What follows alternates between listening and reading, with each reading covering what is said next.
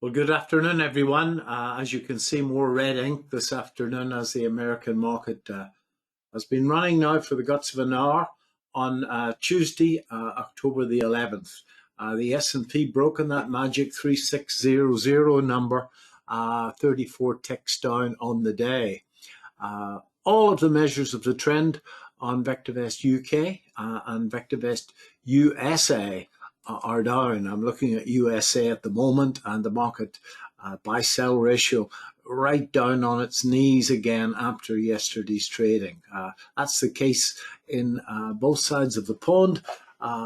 Both markets in a mega oversold situation, but that doesn't mean, folks, that they can't go lower. Let's have a look at the VectorVest market timing charts. And if I pull up the US market, that's the US market. Let's look at it over the last 6 months. And as you can see, if I put on the longest term measure of the trend on VectorVest, that's been down now, folks, since the 26th of August. If I put on a medium-term measure of the trend called the DEW, it's been down since pretty much the same day. It called a very nice rally here from the 19th of July. But as you can see, most of the moves have been down, and that's been the case in the US market since last November. UK market a bit stronger. It really started to fall just in January. It has always been my view that 80% of the exercise is being in sync with what the overall market is doing. And when the overall market is falling, as one of our members in London says, he goes on holiday. And that's pretty much the best thing to do. This is the VectorVest composite. We'll look at the S&P in a second. There's been some quite easy trading in here. Because the market just moved so beautifully without messing about, running stop losses, etc. But to me, it looks as if this wants to go a great deal lower. As you can see, and I'm going to put on some of the VectorVest parameters here now, the market timing indicator, which is a proprietary VectorVest measure. If I maybe make it a color that you can see.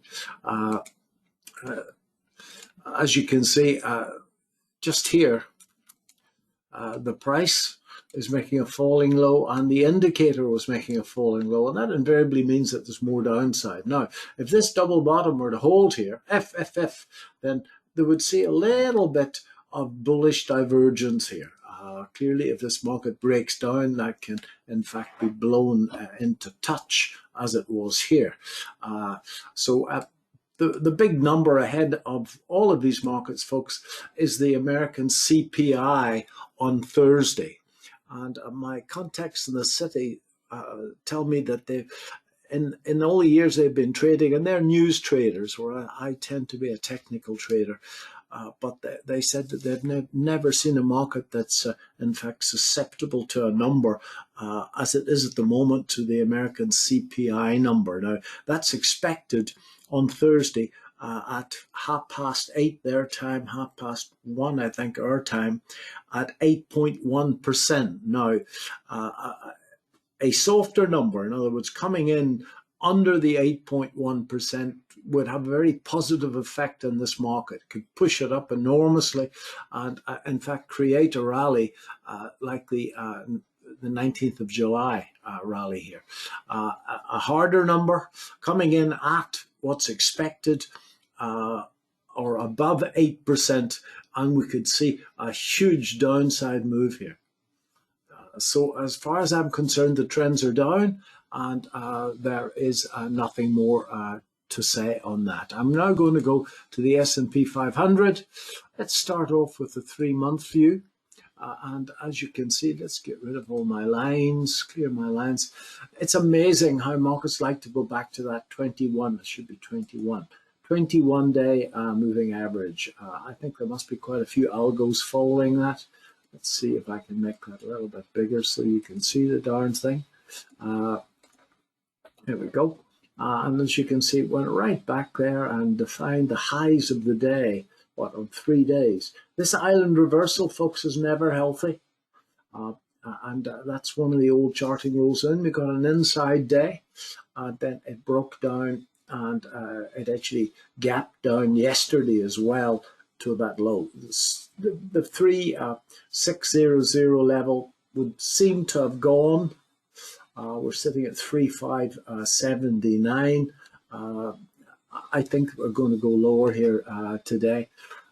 So if we now look at the market intraday, that's the intraday. Let's get rid of the 21. That's a 5-minute chart.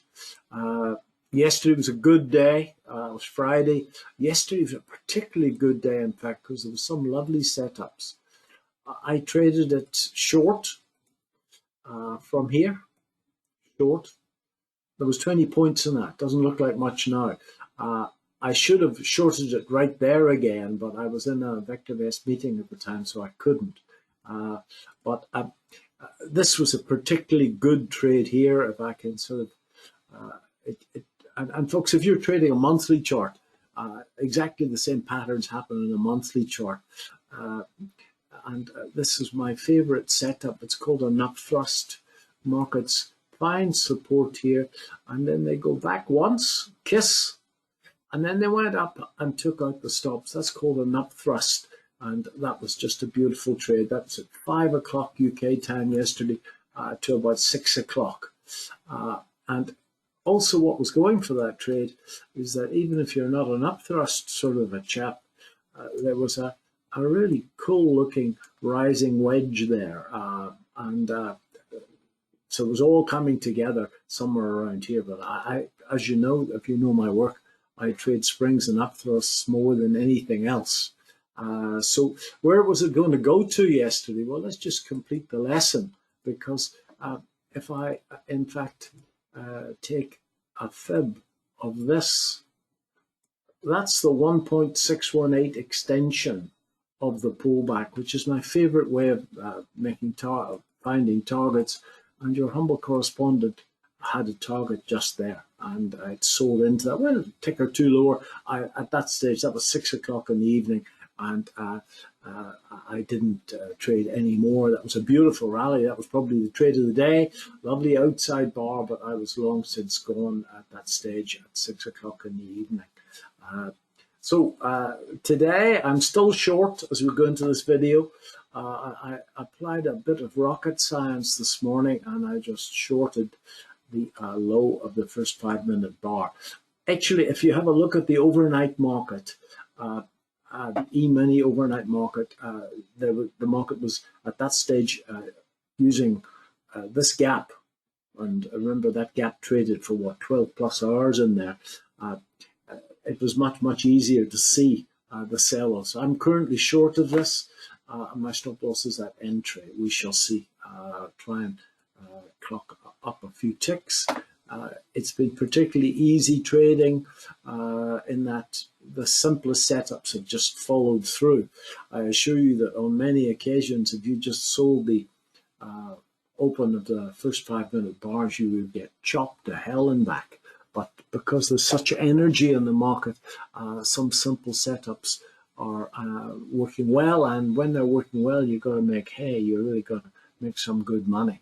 I got stopped out of gold. I was long of gold. I'm waiting for another entry in gold, and I'll post that when I see it. And I'm still holding that. I got stopped out on a spread bet on the gold price, but I'm still holding the GDX, and I still have a position in the XLE, although it's given up an awful lot of its gains over the last couple of sessions.